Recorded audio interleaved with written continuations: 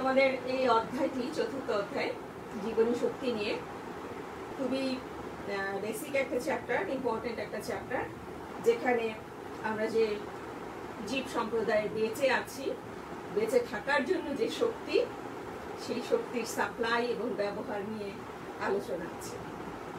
তো চলো আমরা আজকে প্রথম পার্টটি শুরু করি। কি দেখতে পাচ্ছি এখানে বলো তো, কে বলতে পারো দেখি? কি কি করছে এরা? দুটো ছবি আছে, কে বলতে পারো দেখি কি করছে?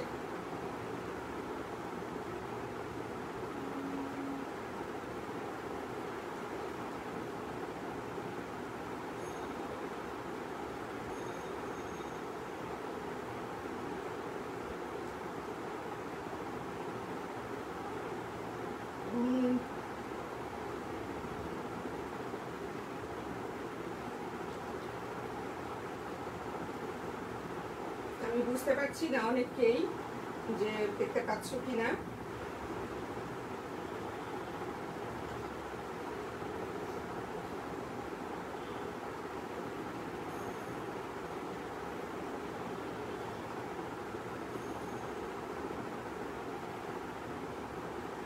আচ্ছা, যেটা আমরা দেখতে পাচ্ছি সেটা হচ্ছে সে কায়িক শ্রম করছে এরা, তাই না?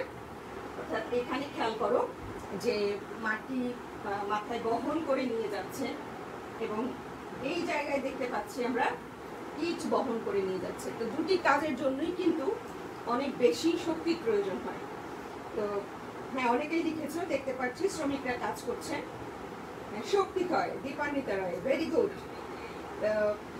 তার মানে তোমরা বুঝতে পারছো যে আমি আসলে কোন দিকটা ইন্ডিকেট করতে চাচ্ছি। Thank you. তার মানে এই যে কাজ করছে তারা, এই কাজের জন্য দেহে শক্তি ক্ষয় হচ্ছে। এখানে একটা পাওয়ার বাটন দেখতে পাচ্ছি আমরা। পাওয়ার বাটন দিয়ে কি করা হয়? যে কোনো কিছুর পাওয়ার অন করা হয়, আমরা সবাই জানি। এবং এই যে সৃষ্টিকর্তা প্রত্যেকটা জীব সম্প্রদায়কে এই পাওয়ার বাটন চেপে ছেড়ে দিয়েছেন। আমরা চলতে শুরু করেছি, জীবন যখন থেকে শুরু হয়েছে তখন থেকে চলতে শুরু করেছি এবং এখনো চলছি। এবং উদ্ভিদ সম্প্রদায়, তাদেরও কিন্তু একই অবস্থা, তাদের কাজেও কিন্তু শক্তি ব্যয় হয়। তো এই যে পাওয়ার বাটনটা আমাদেরকে ছেড়ে দিয়েছে সৃষ্টিকর্তা অ্যাড করে, সেটি কি ছিল? জীবনী শক্তি বা জৈব শক্তি অ্যাড করে আমাদেরকে ছেড়ে দিয়েছে। সেই জৈব শক্তি আমরা ব্যবহার করি, প্রতিনিয়ত ব্যবহার করি। আবার জৈব শক্তি তৈরি হচ্ছে আমাদের দেহের ভেতরে, আবার ব্যবহার করছি, ভাঙছে, আবার তৈরি হচ্ছে।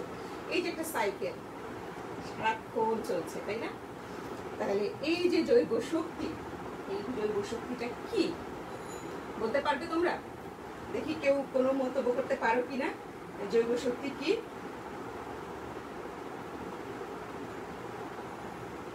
দেখি কে বলতে পারো, কে লিখতে পারো?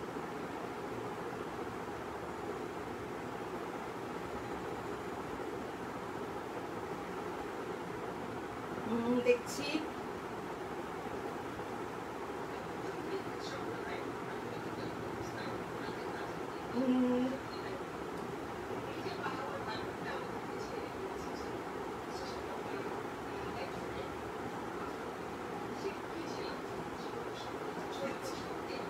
কেউ কি বলতে পারবে জৈব শক্তি কি? কারো কি ধারণা আছে? চলো দেখি আমরা জেনে আসি। এখানে আমরা কতগুলো অণু পরমাণু দেখতে পাচ্ছি, কতগুলো অণু। আমরা জানি যে আমাদের দেহের যে গঠন, যে কোষকে ভাঙলে আমরা যদি একেবারে শেষ বিন্দু পর্যন্ত পৌঁছে যাই, তাহলে আমরা কিছু না কিছু পাবো, তাই না? একেবারে শেষ প্রান্তে গিয়ে আমরা কোষকে ভাঙতে ভাঙতে একেবারে ডিএনএ পর্যায় পর্যন্ত চলে যাব। তো ডিএনএ পর্যায়ে গেলে ডিএনএরও কিন্তু কিছু রাসায়নিক গঠন আছে। আলটিমেটলি প্রত্যেকটা জীবের কিন্তু এই গঠনগত দিকটি যদি আমরা দেখি এবং ভেঙে ভেঙে যদি শেষ পর্যায়ে চলে যাই, তাহলে কিন্তু আমরা দেখতে পাবো একেবারেই শেষে গিয়ে সমস্ত অজৈব পদার্থ দিয়ে একটি দেহ তৈরি, সেটা প্রাণী দেহই হোক আর উদ্ভিদ দেহই হোক, এবং সেটা উৎপন্ন হচ্ছে, সেটাই কিন্তু আমরা ব্যবহার করতে পারছি। অর্থাৎ মূল কথা হচ্ছে যেটা, যে জীবদেহে জৈব অণু থাকে সেগুলো রাসায়নিক বন্ধন ছিন্ন করার ফলেই শক্তি উৎপন্ন হয়। বুঝতে পেরেছো নিশ্চয়ই? আচ্ছা, এই যে জীবদেহ সে কোথা থেকে শক্তি সংগ্রহ করে? পরিবেশ থেকে। আমরা একটা ছবি দেখতে পাচ্ছি, ছবিতে কি দেখতে পাচ্ছি? মনে হচ্ছে যে প্লাক লাগানো, তাই না? পরিবেশের মধ্যে বিভিন্ন এখানে গাছ আছে বা আরো যে অন্য ধরনের পাওয়ার, কোথা থেকে আমরা পাওয়ার পেতে পারি? তো এই যে আমাদের যে জীবদেহ, সেই জীবদেহ কিন্তু পরিবেশ থেকে কি করে? শক্তি সংগ্রহ করে। আমরা কোথা থেকে পাচ্ছি? উদ্ভিদ থেকে পাচ্ছি। যেভাবেই হোক জীবদেহ কিন্তু পরিবেশ থেকে কি করছে? শক্তি সংগ্রহ করছে এবং সে পরবর্তীতে কি করে? সেই শক্তিকে রূপান্তর করে। এক একটা শক্তি এক এক দিকে রূপান্তরিত হয়ে এক একটি কাজে লাগায়। তবে প্রথমত এই শক্তিটা আসে কিন্তু কোথা থেকে? পরিবেশ থেকে। অর্থাৎ জীবদেহ পরিবেশ থেকে কি করে? শক্তি সংগ্রহ করে।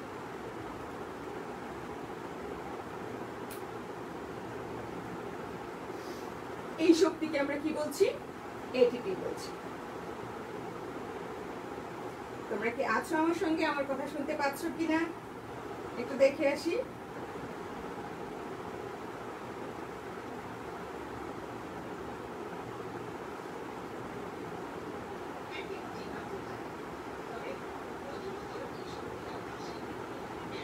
নাজবুন্নাহার ইতি, তুমি বলছো ক্লাসটি আটকে গেল, বাট আমার মনে প্রশ্ন জমে আছে।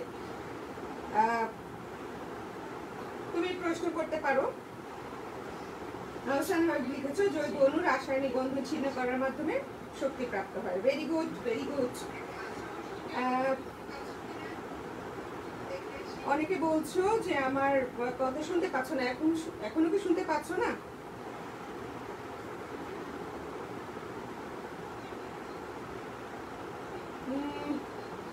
আমি তো অনেককেই দেখতে পাচ্ছি।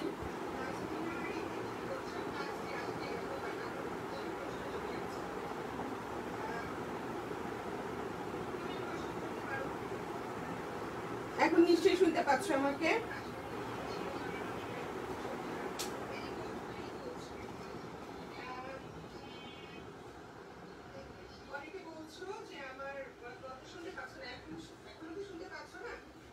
আচ্ছা, আমরা এগোই, তারপরে আমরা এগোই, দেখি।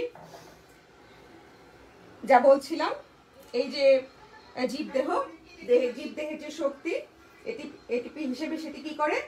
আমাদের মাঝে প্রকাশ পায়। তো এই যে এটিপি, এই এটিপি কোথা থেকে আসে? আমরা ডিএনএ যদি গাঠনিক উপাদান দেখি, আমরা সবাই ডিএনএ সম্পর্কে শুনেছি, আগে আমাদের পড়ায় শুনেছি। এই যে ডিএনএ, তার কিন্তু গাঠনিক উপাদান আছে। একটু আগে আমি বলেছি যে আমাদের জীবদেহের প্রত্যেকটি দেহের যে কোষ, সেই কোষকে ভাঙতে ভাঙতে আমরা যখন একেবারেই ডিএনএ আরএনএ পর্যায়ে ঢুকে যাব, সেই ডিএনএ এবং আরএনএ কিন্তু নির্দিষ্ট রাসায়নিক গঠন আছে। তো এই রাসায়নিক গঠন যদি দেখি, তাদের গঠনের ক্ষেত্রে 4টি নাইট্রোজেন বেস থাকে। এই 4টি নাইট্রোজেন বেজের মধ্যে অ্যাডেনিন একটি, 4টি আছে। একটি হচ্ছে অ্যাডেনিন, থায়ামিন, গুয়ানিন এবং সাইটোসিন। এই 4টি নাইট্রোজেন বেস ক্ষারের সাহায্যে ডিএনএ তৈরি। এদের মধ্যে এই যে অ্যাডেনিন যেটা, সেটি হচ্ছে আজকে আমাদের এই রাসায়নিক গাঠনিক উপাদানের মধ্যে অ্যাডেনিনটি হচ্ছে আমাদের এটিপি তৈরির উপাদান। তো চলো আমরা দেখে আসি যে কিভাবে আসলে এটি তৈরি হয়। অ্যাডেনিনকে আমরা কিভাবে দেখি। এটি হচ্ছে একটি অ্যাডেনিনের ছবি এবং এই কর্নারে আমরা দেখতে পাচ্ছি নাইট্রোজেন বেস। এবং এখানে খেয়াল করো, এই অ্যাডেনিনটা যেটা, সেটি কার্বন সংখ্যা আছে 5টি, হাইড্রোজেন সংখ্যা আছে 5টি, নাইট্রোজেন সংখ্যা আছে 5টি। এখানে তোমরা দেখতে পাবে যে কার্বন ঠিকই আছে 5টি, হাইড্রোজেন সংখ্যা দেখো ঠিকই 5টি আছে, এবং হাইড্রোজেনও কিন্তু 1 2 3 4 5টি আছে। অর্থাৎ এই টোটাল যে গঠনটা, গাঠনিক উপাদানটা, এটি হচ্ছে অ্যাডেনিনের উপাদান এবং এটি হচ্ছে নাইট্রোজেন বেস। এই যে অ্যাডেনিন, এই অ্যাডেনিনটা এখানে কেন গুরুত্বপূর্ণ, কি কারণে? খেয়াল করো, এই অ্যাডেনিনের সঙ্গে একটা কিছু যুক্ত হয়ে কিন্তু কি যুক্ত হয় বলতে পারবে? অ্যাডেনিনের সঙ্গে কি যুক্ত হয়? কে বলতে পারে দেখি? অ্যাডেনিনের সঙ্গে কি যুক্ত হয়?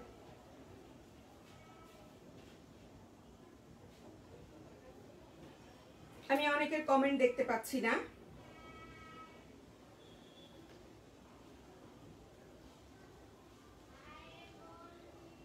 আমি অনেকেরই কমেন্ট দেখতে পাচ্ছি না।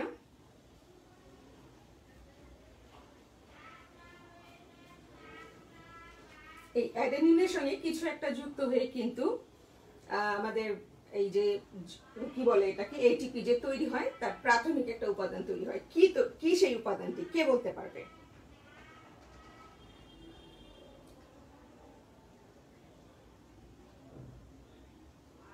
কয় কার্বন বিশিষ্ট? কে বলতে পারবে যে সেটা কয় কার্বন বিশিষ্ট?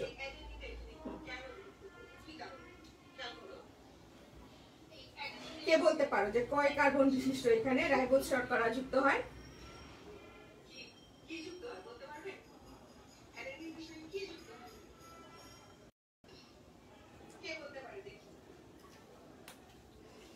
আমি দেখি কমেন্ট পাচ্ছি না তো।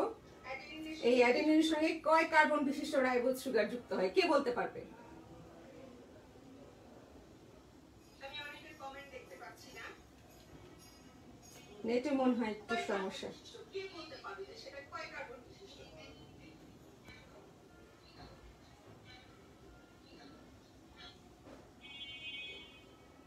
এই চারটি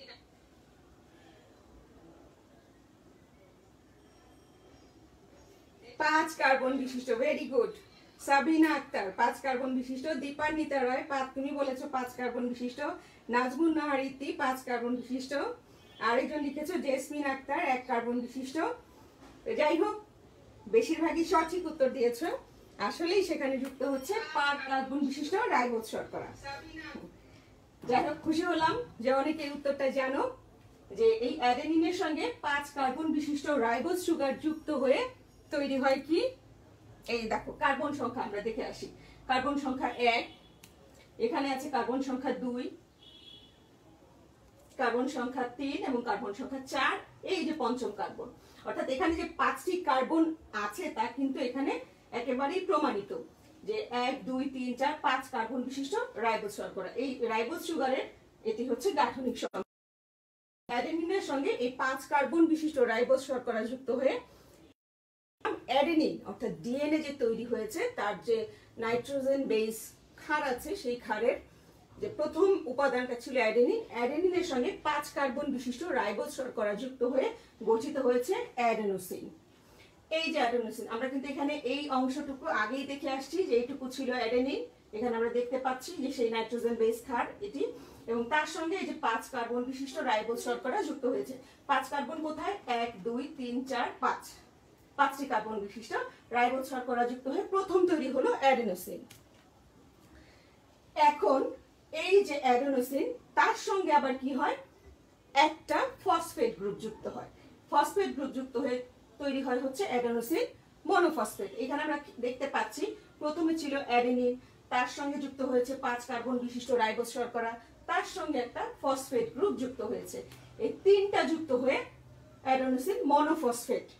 অর্থাৎ এই যে আমরা এটিপির দিকে যাচ্ছি, প্রাথমিক ধাপগুলো আস্তে আস্তে এগোচ্ছে। তাহলে প্রথমে ছিল অ্যাডেনিন, তারপরে অ্যাডেনোসিনের জন্য আসতেছে আস্তে আস্তে কি?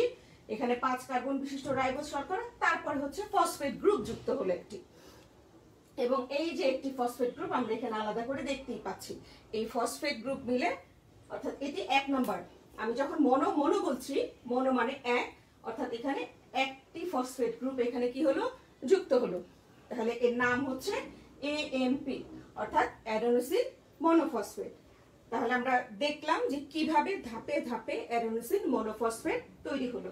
প্রথমে ছিল অ্যাডেনিন, তারপরে এইটুকু মিলে হলো অ্যাডেনোসিন, তার সঙ্গে একটি ফসফেট গ্রুপ যুক্ত হয়ে অ্যাডেনোসিন মনোফসফেট তৈরি হলো। তাহলে এর পরবর্তী ধাপটা কি হবে আমরা চলো দেখি। ডাইফসফেটে গিয়ে কয়টা যুক্ত হয়েছে? 2টা ফসফেট যুক্ত হয়েছে। এই যে আমরা দেখতে পাচ্ছি অ্যাডেনিন, তারপরে হচ্ছে 5 কার্বন বিশিষ্ট রাইবোজ সুগার, তারপরে এই একটি ফসফেট, এই একটি ফসফেট। খেয়াল করো, একটি ফসফেট গ্রুপ, দ্বিতীয় হচ্ছে আরেকটি ফসফেট গ্রুপ। এই দুটি ফসফেট গ্রুপ যুক্ত হয়ে অ্যাডেনোসিন ডাইফসফেট, যাকে আমরা চিনি এডিপি নামে, অ্যাডেনোসিন ডাইফসফেট। পাশে কিন্তু আমি সংকেত আরেকটা একেবারে দিয়ে দিয়েছি, যে যেটা থেকে বোঝা যাবে যেটার গাঠনিক সংকেতে কি কি আছে। এরপরে আসলো অ্যাডেনোসিন ট্রাইফসফেট, যেটাকে আমরা এটিপি নামে চিনি, তাই না? দেখো এখানে কি কি ফসফেট গ্রুপ যুক্ত হয়েছে, খেয়াল করো। এখানে আছে প্রথম একটি ফসফেট গ্রুপ, যেটাকে আমরা মনোফসফেট বলেছিলাম। এইটুকুকে যদি আমি বাদ দিই তাহলে এই পুরোটুকু হচ্ছে মনোফসফেট, এইটুকু সহ হচ্ছে সেটি ডাইফসফেট। আর তৃতীয় আরেকটি গ্রুপ যখন যুক্ত হবে তখন সেটি বলা হচ্ছে অ্যাডেনোসিন ট্রাইফসফেট, যেটাকে আমরা চিনি এটিপি হিসেবে। এটি হচ্ছে কিন্তু আসলে আমাদের মূল উপাদান, যেটি জৈব মুদ্রা নামে পরিচিত, তাই না বন্ধুরা? এইটুকু কি তোমরা বুঝতে পেরেছো? আমাকে যদি একটু জানাও যে এইটুকু তোমরা বুঝতে পেরেছো কিনা।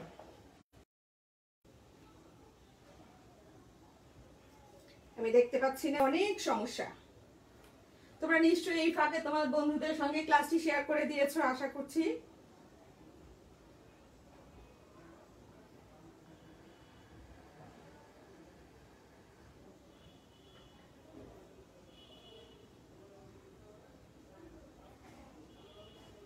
আমি কারো কমেন্ট পড়তে পাচ্ছি না, জানি না, এটা আসলে অনেক সমস্যা হচ্ছে।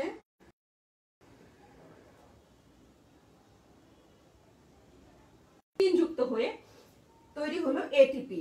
এই যে একেবারে অ্যাডেনিন থেকে শুরু করে এটিপি তৈরি হওয়ার যে প্রক্রিয়া, এই প্রক্রিয়ার একটি নাম আছে, নামটি হচ্ছে ফসফোরাইলেশন। অর্থাৎ এই ফসফরাস যুক্ত হয়ে অর্থাৎ ফসফেট গ্রুপ যুক্ত হয়ে পুরো ঘটনাটি ঘটেছে বলে এর নাম হচ্ছে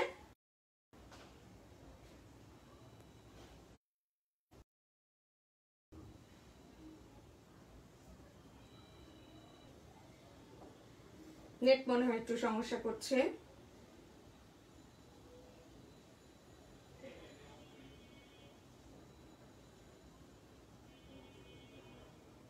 ভীষণ সমস্যা।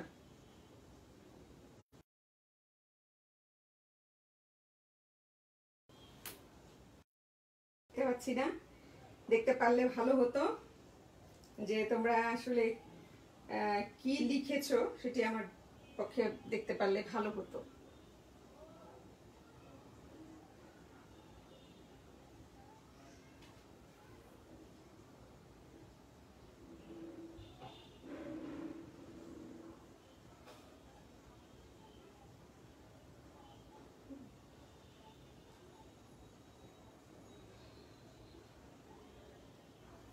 বন্ধুরা নিশ্চয়ই তোমরা আমার সঙ্গে আছো।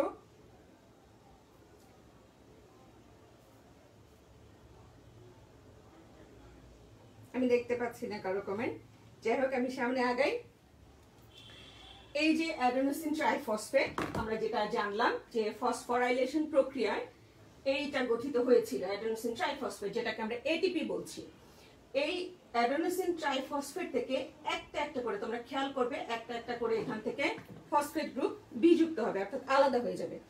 প্রথমটা দেখো যেখান থেকে আলাদা হয়ে গেল, তাহলে প্রথমে যখন এটা অ্যাডেনোসিন ট্রাইফসফেট ছিল, একটা ফসফেট গ্রুপ কিন্তু এখান থেকে বাদ হয়ে গেল, তখন সেটাকে আমরা কি বলছি?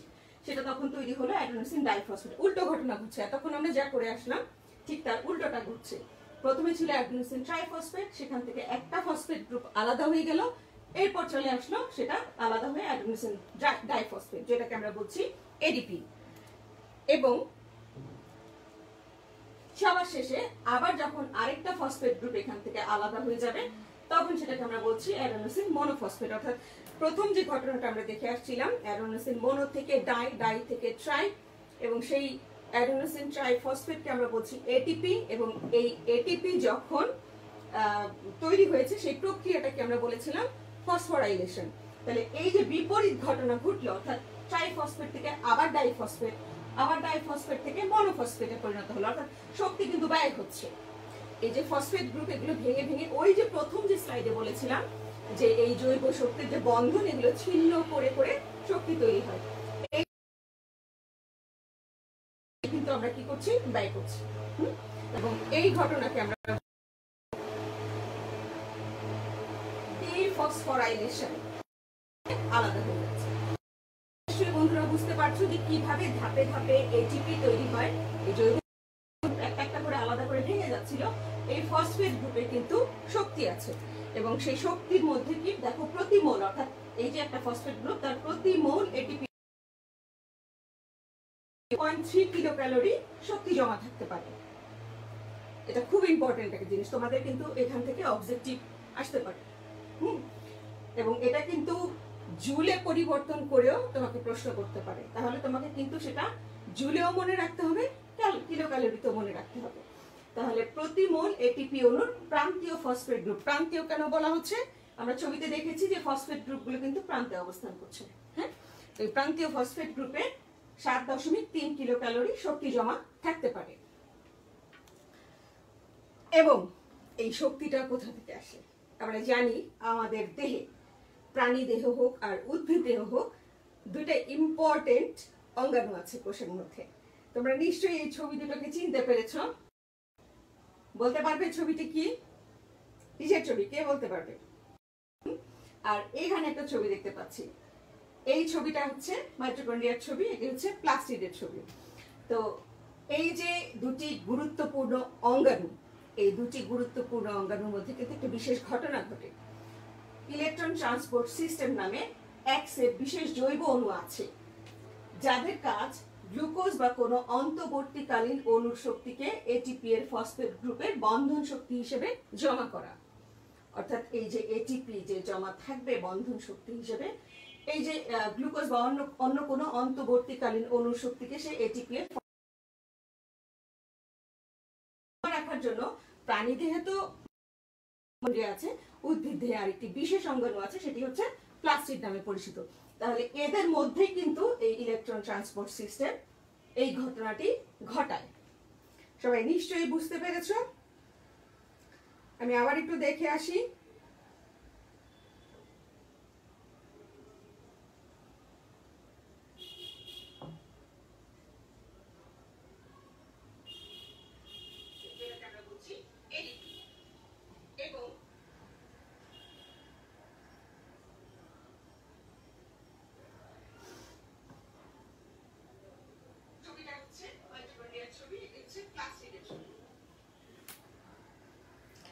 নেট মনে হচ্ছে বেশ সমস্যার সৃষ্টি করছে। আসলে এই বৃষ্টির জন্য এখনকার দিনে নেট খুবই ঝামেলা সৃষ্টি করছে।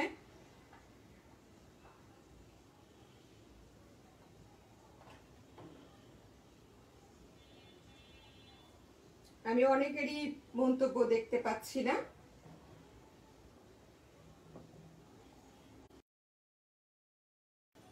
রাকিবুল ইসলাম লিখেছো, ম্যাম কিছু দেখা যায় না। পাচ্ছি, আমি আমার নেটটি একটু চেক করে নেই।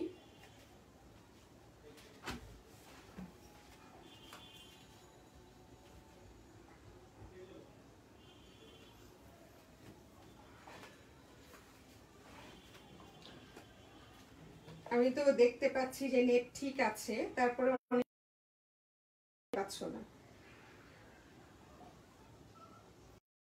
যে শক্তি বের হয়, আমরা দেখেছি যে যখন ডিফসফোরাইলেশন হয় তখন কিন্তু প্রত্যেকটা ফসফেট গ্রুপ কি হয়, ভেঙে ভেঙে আলাদা হয়ে যায়। এই যে এটিপি ভাঙছে, অর্থাৎ এটিপি থেকে এডিপি হচ্ছে, এডিপি থেকে এএমপি হচ্ছে, আবার যখন ফসফোরাইলেশন হচ্ছে তাহলে এই যে এটিপি ভেঙে যে শক্তি বের হয়, এরা আরো কাজ করে থাকে।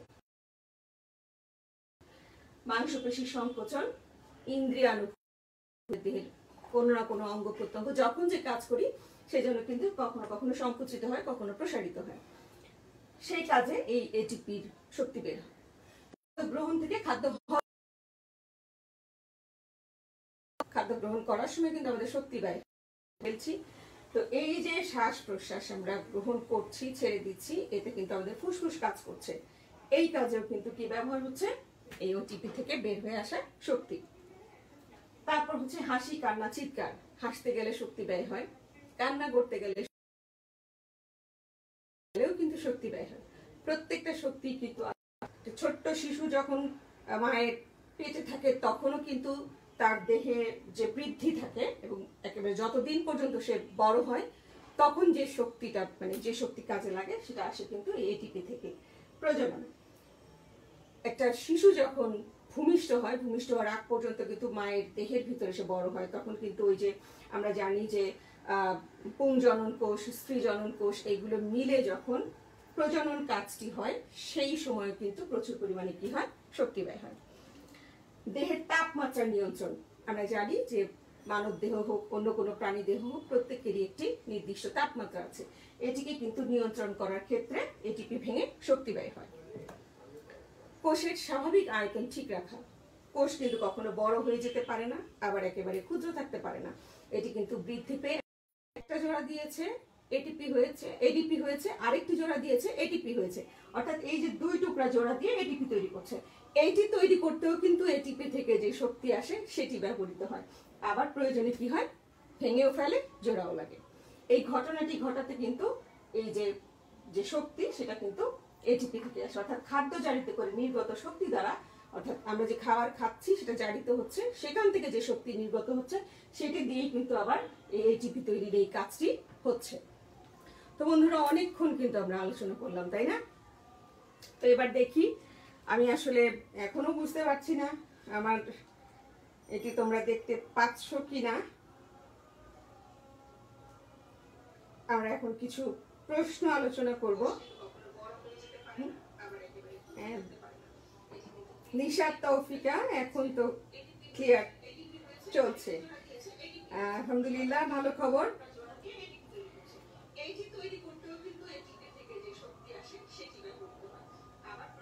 আচ্ছা, অনেকেই দেখতে পাচ্ছ না, তো যাই হোক আমি এগোই, দেখি। অর্থাৎ এটিপি জমা করে রাখে, এটিপি অর্থাৎ আমরা যে এতগুলো কাজ দেখলাম, এই কাজগুলো কি করছে, এটিপি জমা করে রাখে যেন প্রয়োজনে অন্য বিক্রিয়ায় শক্তি সরবরাহ করে রাখে। আমরা কিন্তু অনেক সময় একটা কাজ করি, কি কাজ করি, যে আমাদের আর্ন করা যে অর্থ সেটিকে আমরা জমা করে রাখি, আমাদের দৈনন্দিন যে খরচ বা মাসিক যে খরচ, সেই খরচটি করার পরে কিন্তু আমাদের বাকি টাকা, যা বর্ধিত টাকা, অথবা আমরা সেখান থেকে সেভ করে কিছু টাকা আমরা রেখে দিই যাতে আমরা পরবর্তীতে ব্যবহার করতে পারি। এটিপিও কিন্তু তাই করে। এটিপি শক্তি জমা করে রাখে যেন প্রয়োজনে অন্য বিক্রিয়ায় শক্তি সরবরাহ করতে পারে, এই জন্য তাকে সেই মুদ্রার মতোই নাম দেওয়া হয়েছে, শক্তি মুদ্রা বা জৈব মুদ্রা। কথাটি মনে রাখবে যে এটিপি কিন্তু জৈব মুদ্রা বা শক্তি মুদ্রা বলা হয়। অনেকক্ষণ আলোচনা করলাম, দেখো আলোচনা করতে করতে কিন্তু আমরা অনেক কিছু শিখে গিয়েছি, তাই না? মনে হতে পারে যে আমরা হয়তো কিছুই শিখিনি। আসলে প্রথমে যদি আমরা জানতে চাই যে আমরা এই জিনিসগুলো শিখবো, তাহলে মানুষের মধ্যে একটা ভয় কাজ করে, কিন্তু যখন বিষয়টি আলোচনা হয়ে যায় তখন কিন্তু শেষে পরিষ্কার হয় যে আমরা কি কি শিখলাম। আসলে দেখো আমরা কি শিখেছি, এটিপি কি সেটা শিখেছি, ফসফোরাইলেশন কিভাবে হয় সেই জিনিসটা আমরা জানলাম, যে কিভাবে অ্যাডেনিন থেকে অ্যাডেনোসিন, অ্যাডেনোসিন থেকে এএমপি, এএমপি থেকে এডিপি, এডিপি থেকে এটিপি তৈরি হয়, আবার সেটি কিভাবে ভাঙে সেই ডিফসফোরাইলেশন প্রক্রিয়াটি আমরা জেনেছি। এটিপিকে কেন জৈব মুদ্রা বলা হয়, আমরা একটু আগেই বললাম যে যেহেতু সে কি করে রাখে, পরবর্তী কাজের জন্য শক্তি সংরক্ষণ করে রাখে, এই জন্য তাকে বলা হচ্ছে জৈব মুদ্রা। আর এটিপি থেকে যে শক্তি নির্গত হয় তা কি কি কাজ করে সেটিও আমরা জানলাম। তো চলো আমরা দেখি আমাদের জানার পরিধিটা কতক্ষণই হলো। কোনটিকে জৈব মুদ্রা বলা হয়, কে বলতে পারবে? কে কে বলতে পারো যে এটিপি কে কি বলা হচ্ছে? এখানে কোনটি জৈব মুদ্রা, এডিপি, এএমপি, এটিপি না এনএডি? এখানে জৈব মুদ্রা কোনটি, কে বলতে চাও? আকাইদ লিখেছো, nice presentation ma'am, thank you. Mohammad Hossain লিখেছো, ম্যাম এখন ক্লিয়ার, থ্যাংক ইউ। আচ্ছা, এম এন জয়, ম্যাম আমি মনে হয় লেটে ঢুকে গেলাম, সমস্যা নেই, তুমি ক্লাসটি আবার পরে দেখে নেবে, তাহলে বোঝা যাবে। আচ্ছা, ATP, very good, Fardin Sheikh, ATP. Popy লিখেছো বি অর্থাৎ এএমপি, শাহরিন লিখেছো গ অর্থাৎ এটিপি, ফাতেমা আক্তার মেনশনই করেছো এটিপি, নিশাত তৌফিকা এটিপি লিখেছো। হ্যাঁ, এটির উত্তর হবে এটিপি, অনেক ধন্যবাদ তোমাদের, এটির উত্তর হচ্ছে এটিপি। আচ্ছা, এর পরেরটাতে যাই।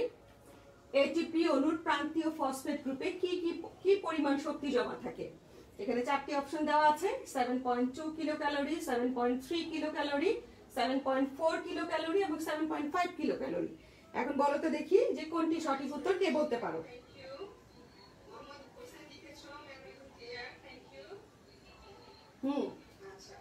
এটিপির প্রান্তীয় ফসফেট গ্রুপে কি পরিমাণ শক্তি জমা থাকে? উত্তরটা কি হবে? কে দিতে চাচ্ছ একটু দেখতে চাই। কে এটি উত্তর দিতে চাচ্ছ?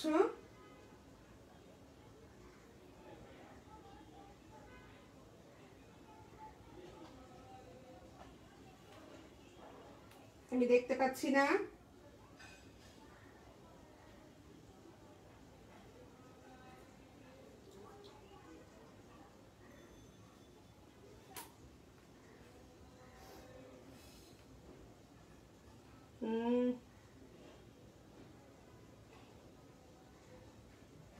কারো কমেন্ট দেখতে পাচ্ছি না আমি।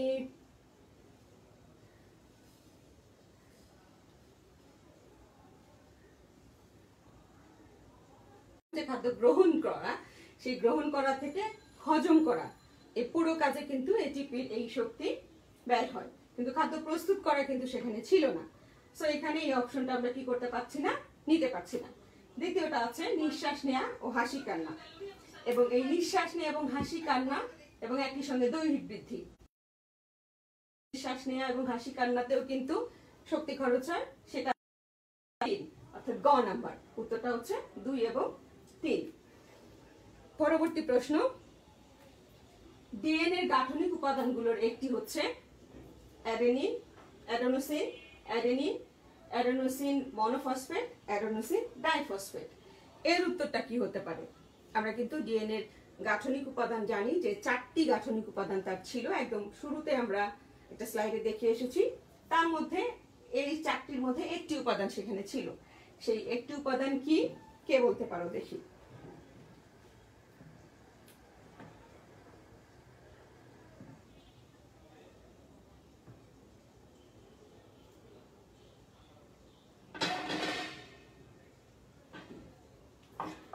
যাই হোক, ডিএনএ এর গাঠনিক